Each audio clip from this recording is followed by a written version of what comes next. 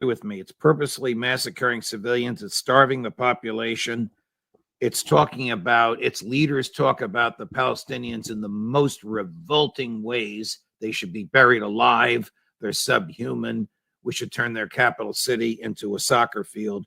It engages in the public humiliation by stripping down to underwear of its male citizens, which it falsely claimed were captured soldiers.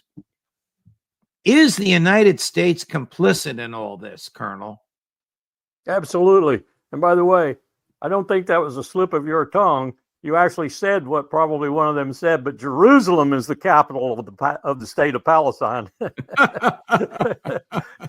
So Israelis are practicing self-immolation there. This is, as I said, this is just insanity. The only thing we need to be doing right now is clamping down on this government so hard that it is forced to abdicate, as it were. And I don't care if it's still Likud that's in charge, but it needs to be some different Likudniks.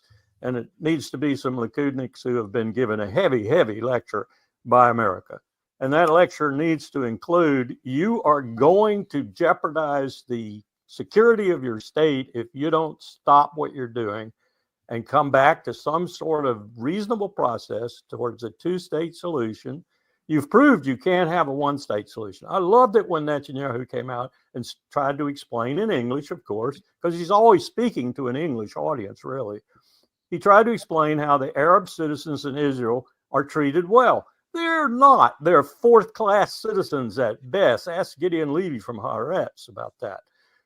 Ask any of them about that. If they told you the truth, they tell you they're third, fourth-class citizens. So I think a single-state solution that's a democracy that lets Arabs live within its borders and have equal rights to Jews living within its borders is preposterous. I don't think they're capable of that. So it needs to be a two-state solution. Even if we have to interpose, as in Korea, as in Cyprus, a military force between the two states for 75 years to keep them apart. That's the only thing that's going to bring a reasonable amount of peace to this